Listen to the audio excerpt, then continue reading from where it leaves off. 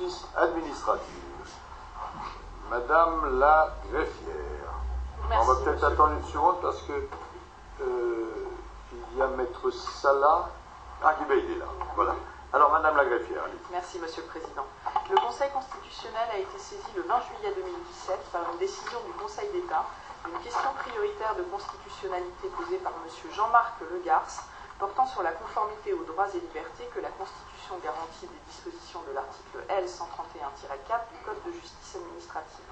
Cette question relative à la compétence du vice-président du Conseil d'État pour établir la charte de déontologie de la juridiction administrative a été enregistrée au secrétariat général du Conseil constitutionnel sous le numéro 2017-666 QPC. M. Jean-Marc Legarce a produit des observations le 4 août 2017. Le Premier ministre a produit des observations le 11 août 2017. M. Pinault a décidé de s'abstenir de siéger pour l'examen de cette affaire. Seront entendus aujourd'hui l'avocat de la partie requérante et le représentant du Premier ministre. Merci, Madame. Eh bien, nous allons entendre d'abord Maître Salah, avocat au barreau de Paris, qui représente M. Legarce, partie requérante. Maître. Monsieur le Président, Mesdames, Messieurs du Conseil constitutionnel, le week-end dernier, vous avez organisé un salon d'ouvrages juridiques. Et permettez-moi, puisqu'il était impossible pour lui, et vous comprendrez ensuite pourquoi, de participer à votre événement, permettez-moi de convoquer un autre auteur avant même d'exposer les raisons qui feront que vous censurez en disant inconstitutionnelle la disposition qui est déférée.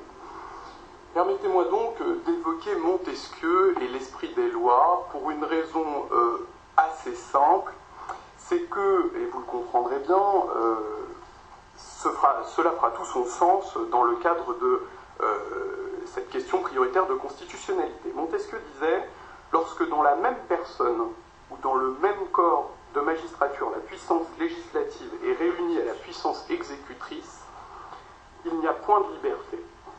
Il disait également, il n'y a point encore de liberté si la puissance de juger n'est pas séparée de la puissance législative et de l'exécutrice.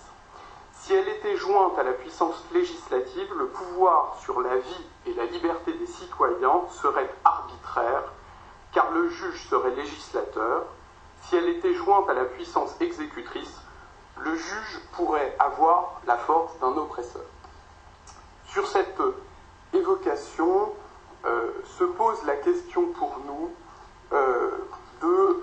des dispositions de l'article L. 131-4 du Code de justice administrative. Que prévoient ces dispositions? Que le vice-président du Conseil d'État établit, après avis du Conseil de déontologie de la juridiction administrative, une charte de déontologie énonçant les principes déontologiques et les bonnes pratiques propres à l'exercice des fonctions de membre de la juridiction administrative.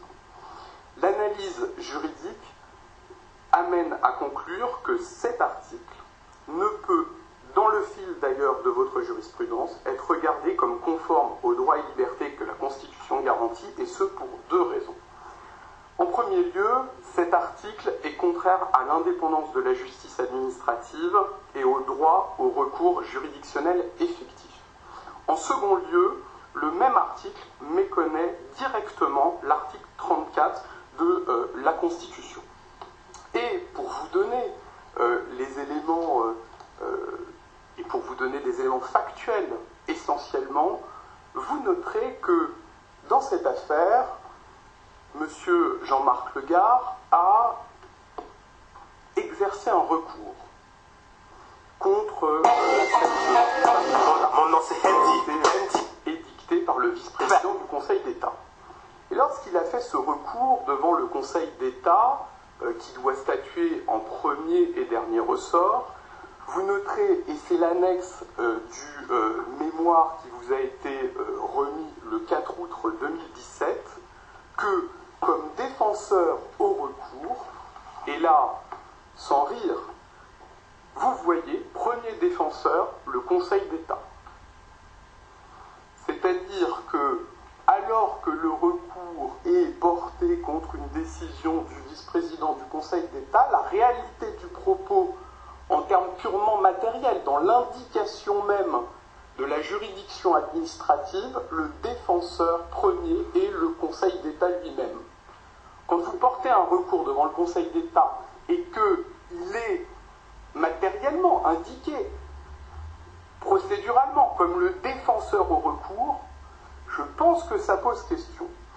Et c'est ce qui permet pleinement de considérer que le requérant a une appréhension légitime sur l'impartialité objective de la formation de jugement qui est appelée à statuer sur quelconque requête concernant la charte adoptée par le vice-président du Conseil d'État. Je note par ailleurs que lorsque il a été évoqué cette question prioritaire de constitutionnalité devant le Conseil d'État, quand vous regardez, quand vous lisez les conclusions du rapporteur public, la première des choses que vous verrez, d'abord elles sont très sommaires, et ensuite on dit la question est nouvelle, vous n'avez pas à vous prononcer, surtout saisissez cette idée que la question est nouvelle pour surtout ne pas parler de la question du sérieux de cette question. Alors pourquoi on n'en parlerait pas ? De façon très claire, la question prioritaire de constitutionnalité elle est particulièrement sérieuse, mais ce serait venir discuter d'une prérogative du vice-président du Conseil d'État. Vice-président qui, dans le cadre de ses pouvoirs, a un pouvoir non seulement sur les juridictions, mais aussi sur les carrières des membres des tribunaux, des cours d'appel administratives et des membres du Conseil d'État. C'est lui qui va décerner les primes de rendement, potentiellement 40% de la rémunération des membres du Conseil d'État. C'est lui qui va décider des affectations. C'est lui qui, par ailleurs, va prendre un certain nombre de décisions qui, bien évidemment, influent directement sur ceux qui sont censés juger de ces décisions. Et c'est bien là toute la difficulté de cette question prioritaire de constitutionnalité. D'ailleurs, le renvoi du Conseil d'État, de la décision du Conseil d'État, dit c'est une question nouvelle et effectivement, vous avez raison, nous ne nous prononcerons pas sur la question du sérieux, préférant de loin que le Conseil constitutionnel se prononce, on éloigne en quelque sorte la difficulté. Ce qui est certain, c'est que, et on peut le noter dans les observations du Premier ministre, quand on regarde bien les observations objectivement très sommaires également, étrangement, du Premier ministre, premier point, mais s'il y a un recours, c'est devant le Conseil d'État. La décision du vice-président du Conseil d'État, c'est prévu par le Code de justice administrative, c'est devant le Conseil d'État. Pas de problème. Donc il y a un recours. La question de savoir si c'est un recours effectif, ce qui est le pendant des obligations et des garanties qui sont offertes par la Constitution, et particulièrement l'article 7 de la Déclaration des droits de l'homme et du citoyen, bien on ne l'évoque pas. Il y a un recours.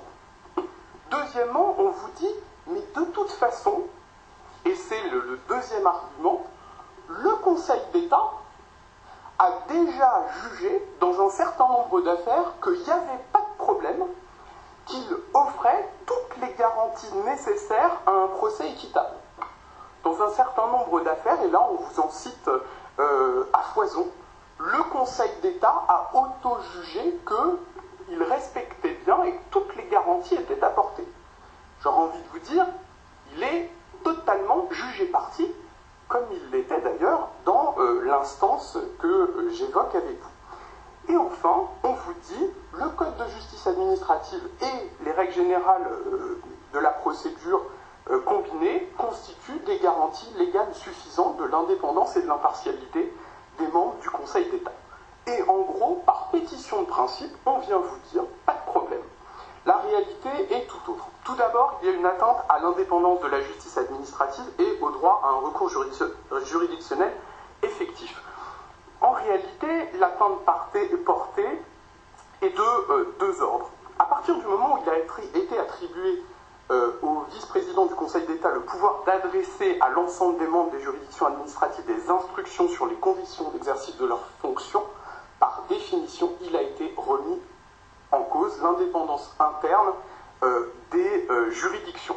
D'autre part, et surtout, l'impossibilité pour les destinataires de la charte de former un recours effectif devant une juridiction indépendante et impartiale, eh bien, les prive justement de cette possibilité, et on méconnaît encore cette indépendance. En réalité, quand on regarde bien votre jurisprudence, eh bien, il est accordé à l'indépendance interne des juridictions le même niveau de protection qu'à l'indépendance externe. Notons par ailleurs que la Cour européenne des droits de l'homme a développé de la même manière cette jurisprudence protectrice. Sans vouloir trop m'imposanture, vous noterez également qu'un certain nombre de recommandations et avis au niveau européen vont expliciter ce que recouvre l'indépendance interne des juges.